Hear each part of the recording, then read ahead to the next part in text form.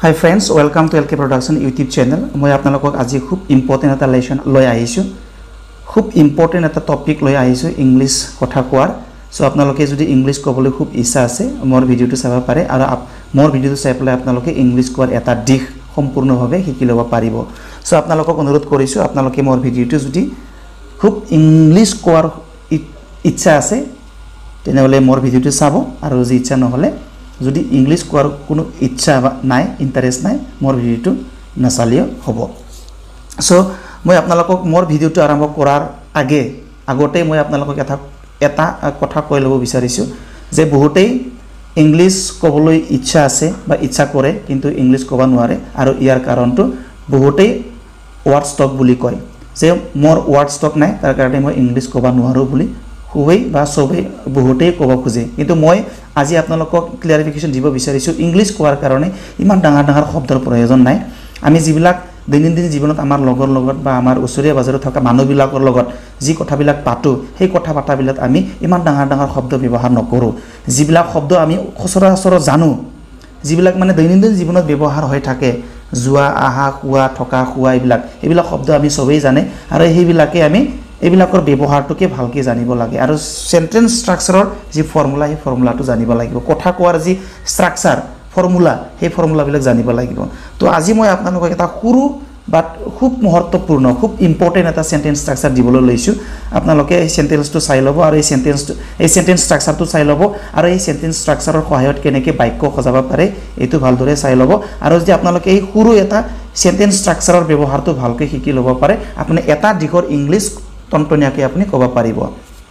আহক আমি ইংলিশৰ যি সেন্টেন্স স্ট্ৰাকচাৰ এটো লৈছো ইংলিশ সেন্টেন্স স্ট্ৰাকচাৰটো সাবজেক্ট ভাৰ্ব আৰু অবজেক্ট নহলে এটসেট্ৰা কিন্তু আপোনালোকক মই এটা কথা আগতে কৈ ল'ব লাগিব আপোনালোকে ভাবিব পাৰে যে এটো খুব এটা সিম্পল আৰু খুব সহজ এটা সেন্টেন্স স্ট্ৰাকচাৰ মই আপোনালোকক স্ক্ৰিনত দিছো আপোনালোকে স্ক্ৰিনত চাই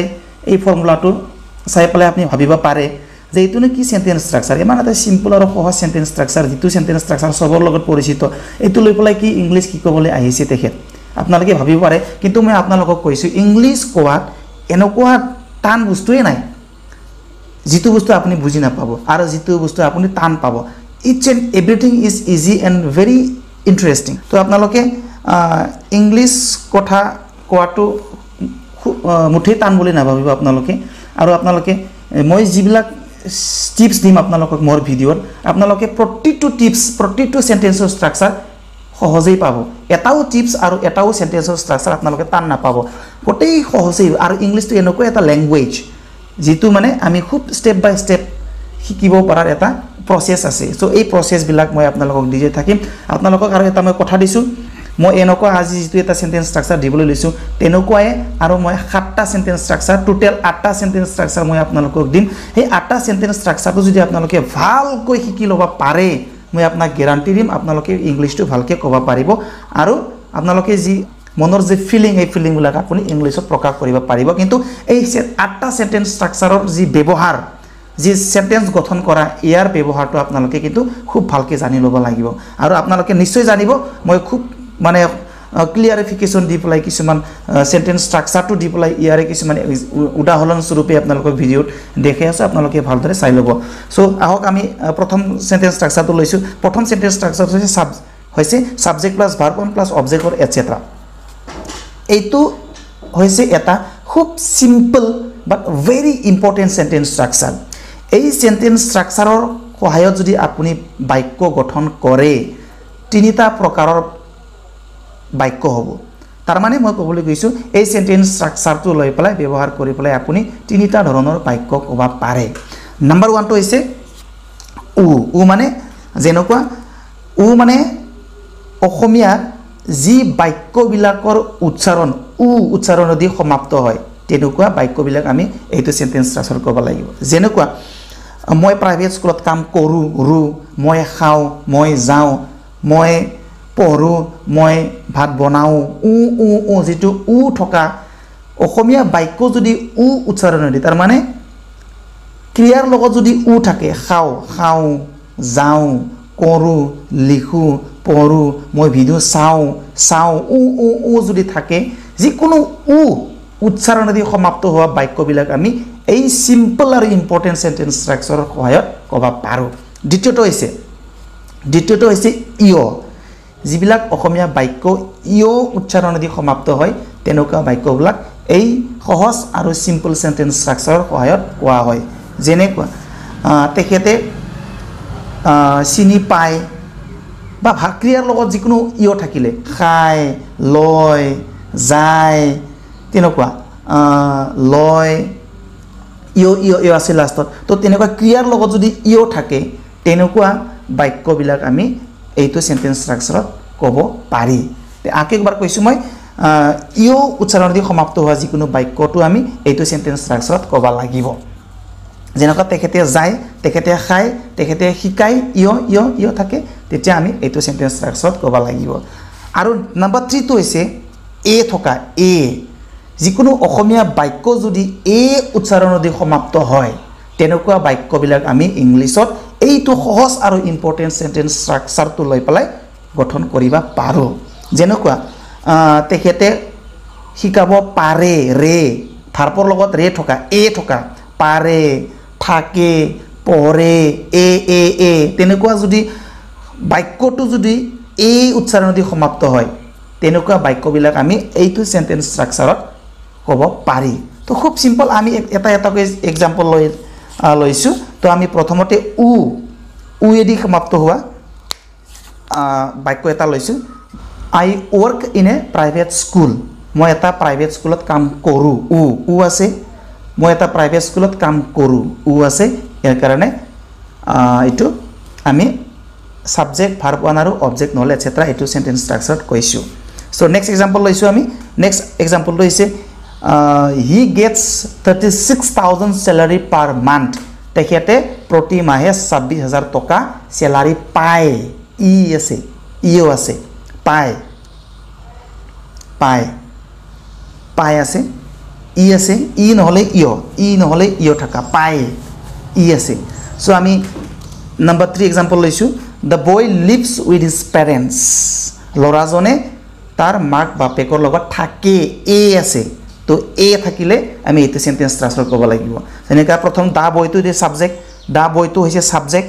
ভাৰ্বটো হৈছে লিভছ তাৰ পিছত বাকিখিনি উইথ হিজ পেৰেণ্টছ এইখিনি হৈছে etcetera so the boy lives with his parents ল'ৰাজন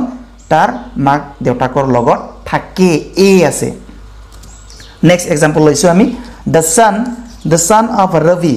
reads in Mumbai ৰবিৰ ল'ৰায়ে মুম্বাইত পঢ়ে এ আছে লাষ্টত সো তেনেকুৱা বাক্যবিলাক the son of Ravi is the verb subject the son of Ravi টো হৈছে সাবজেক্ট তাৰ পিছত reached পঢ়াটো হৈছে verb তাৰ পিছত বাকিখিনি etcetera so the son of Ravi ৰবিৰ ল'ৰায়ে reads পঢ়ে in Mumbai ৰবিৰ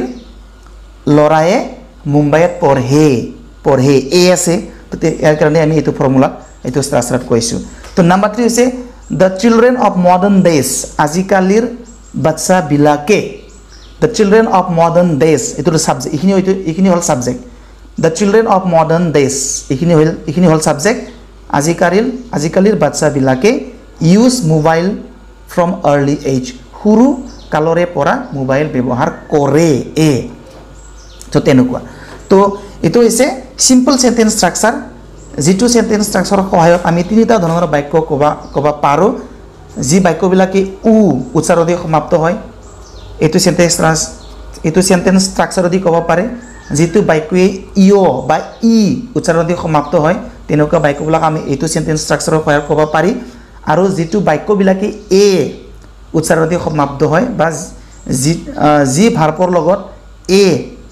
যোগ থাকে লাষ্টত এই উচ্চাৰণ যোগ থাকে তেনেকুৱা বাক্যবিলাক আমি এইটো সেন্টেন্স স্ট্ৰাকচাৰত ক'ব পাৰোঁ তো এইটো হৈছে খুব ইম্পৰ্টেন্ট সেন্টেন্স স্ট্ৰাকচাৰ আমি নেক্সটত গৈছোঁ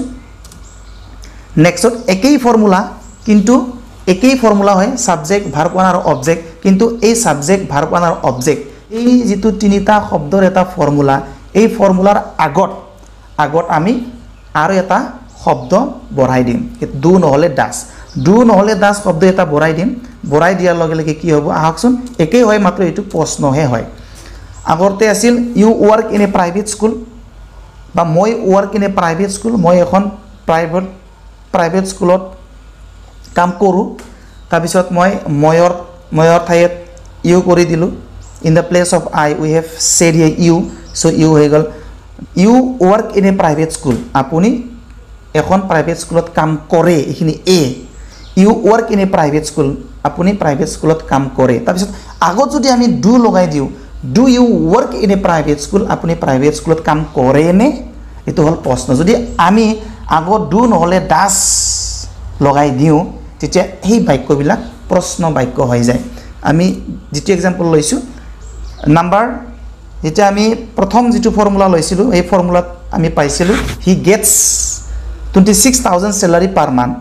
তেখেত প্ৰতি মাহে 26000 টকা স্যালাৰি পায় এনেকা আছিল। আমি এতিয়া প্ৰথম হিৰ আগত সাবজেক্টৰ আগত ডাস এটা লগাই দিও, does he get rupees 26000 salary per month, তেখেতে প্ৰতি মাহে 26000 টকা স্যালাৰি পায় নে হৈ গল। সো আগত যদি আমি do নহলে ডাস লগাই দিও বহু বচন বিলাকৰ লগত I we I you আৰু যিকোনো বহু বচনৰ লগত do হয়, he she it বা মানুহৰ নাম বিলাকৰ আগত does হয়। সো আমি যদি প্ৰথম যে ফৰ্মুলা পালো এই ফৰ্মুলাৰ আগত যদি আমি do নহলে does লগাই দিও এটো প্ৰশ্ন হৈ যায়। নে নে নে নে নে শব্দইদি কৰা প্ৰশ্ন হৈ যায়।